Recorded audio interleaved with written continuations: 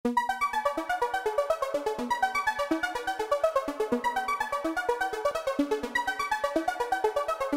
adik-adik di Ruang Akademi semua, apa kabar?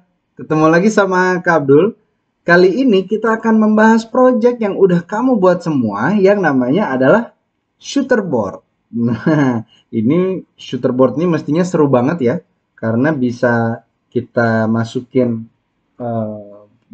pelurunya ada di tengah. Lalu kalau misalnya kita tarik, kita pastiin si pelurunya jatuh ke bawah. Lalu misalnya kita tembak, wah seru banget ini bisa dimainin bareng-bareng rame-rame. Kalau adanya si shooterboard. Nah, sekarang kita akan bahas gimana cara kerjanya si shooterboard sampai bisa dimainkan seperti ini.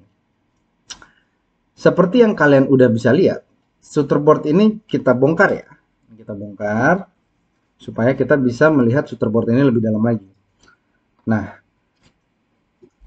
kuncinya shooterboard itu ada di yang namanya gaya.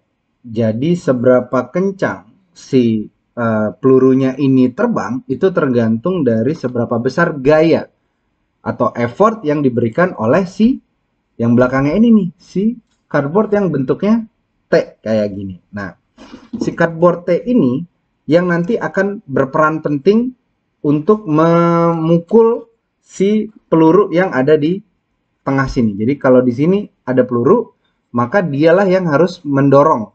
Dia yang akan mendorong atau memukul peluru yang ada sampai pelurunya ke luar. Nah, kecepatannya atau besarnya si T ini memukul dari belakang, itulah yang akan menentukannya. Tadi Kak Abdul ada bilang namanya gaya. Gayanya jadi penting. Gayanya itu sangat tergantung dari seberapa besar satu si cardboard T-nya atau seberapa berat si cardboard T, beratnya berapa atau biasa disebut dengan massa. Nah, massanya berapa? Berapa kilo atau berapa gram?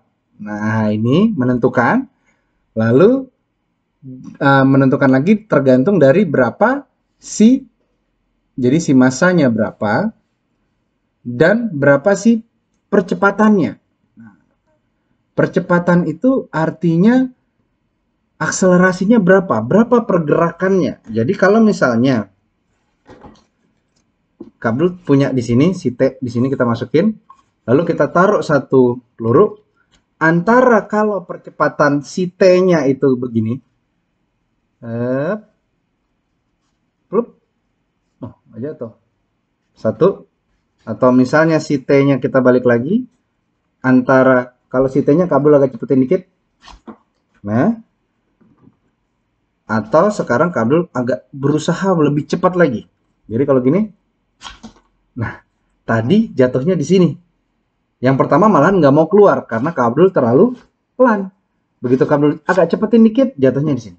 Makin cepat lagi, jatuhnya ke sini. Jadi percepatannya itu jadi penting.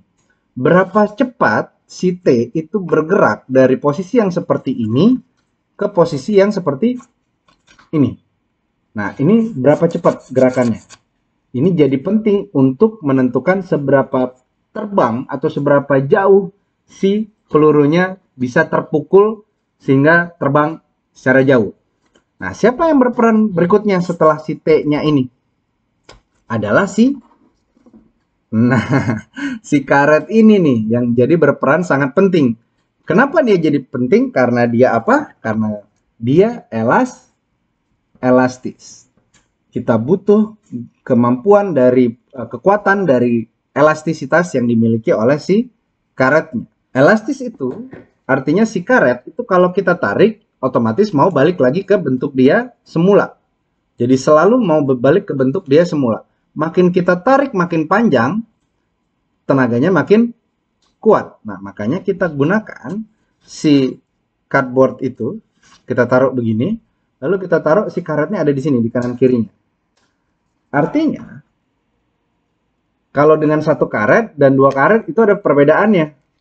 Nah, jadi dengan adanya karet, begitu kalian tarik akan ada resisten, makanya agak lebih berat. Tapi kalau begitu kalian lepas, dia bisa lebih cepat daripada tadi gerakannya ke Abdul. Makanya begitu kita misalnya kasih si apa ada isinya kayak gini, ups, lalu kita lempar, tahan, itu dua ti, nah terbangnya jauh sekali karena ada dua kekuatan yang dimiliki oleh dua elastisitas karet ini. Nah, artinya kalau kamu ganti karetnya atau kamu tambahkan karetnya, di sini kamu tambahin satu lagi, di sini kamu tambahin satu lagi, itu akan membuat apa? Akan membuat waktu kamu tarik lebih berat, tapi begitu kamu lepas itu menjadi lebih kencang. Jadi si pelurunya akan terbang lebih jauh lagi. Nah, itulah yang membuat si shooterboard ini kerjanya sampai kayak gini. Jadi sangat dipengaruhi oleh gaya yang dikeluarkan oleh si T-boardnya ini nih, cardboard yang berbentuk T ini. Jadi di sini kalau cardboard yang kotak itu sebagai pegangan, sebagai tumpuannya, sebagai kalau kita pegang nih. Tapi si T-nya nih yang buat mukulnya ini akan sangat tergantung berapa masanya, jadi seberapa besar dia atau seberapa berat dia, dan berapa kecepatannya nih waktu dia dilepaskan dari titik nol. Ini kan dia berhenti nol diam, lalu sampai dia ke sebelah sana dan ketahan oleh si tumpuannya. Nah, elastis itu jadi sangat tergantung oleh elastisnya si karet. Elastis itu yang perlu kalian ingat adalah kemampuan. Jadi benda apapun yang punya kemampuan mau gimana caranya bisa balik. Memang dia memang maunya balik ke kondisi awalnya. Jadi bukan hanya karena dia bisa dibalikin ke bentuk awal. Karena kalau dia hanya bisa dibalikin ke bentuk awal, dia sama kayak kertas, bentuknya kayak gini. Lalu kalau misalnya kita remas, lalu kita lepas, dia tidak balik ke bentuk awalnya lagi. Jadi dia nggak blep balik lagi kayak yang tadi, kayak karet. Kalau karet, kalau misalnya kita tarik, dia pasti balik lagi ke bentuk awalnya. Jadi kalau bentuk awalnya udah kayak gini, kita tarik, ya dia mau balik lagi ke sini. Nah, itu dibilang elastis. Tapi kalau ini bukan elastis. Dia nggak bisa langsung balik ke bentuk awalnya lagi. Walaupun kalau kita balikkan, dia bisa dibalik ke bentuk awalnya lagi. Kayak gini. Tapi untuk jadi kayak gini, harus ada bantuan dari kita atau ada bantuan dari luar. Dia tidak bisa balik secara sendiri seperti si karet tadi. Nah, itu aja pembelajaran kita kali ini tentang si shooterboard. Seperti biasa, kalau kalian punya pertanyaan, bisa kalian langsung tanyakan kepada tim Diro, atau kalian list dulu pertanyaannya untuk nanti kita bahas bareng-bareng di kelas online Diro Academy yang akan kalian ikuti. Sekarang kita mainin lagi si shooterboardnya. Jangan lupa diwarnain. Jadi shooterboard juga boleh ya diwarna-warnain supaya jadi lebih khas milik kalian. Oke, kita mainin. Kita tarik. 1, 2, 3. Dah.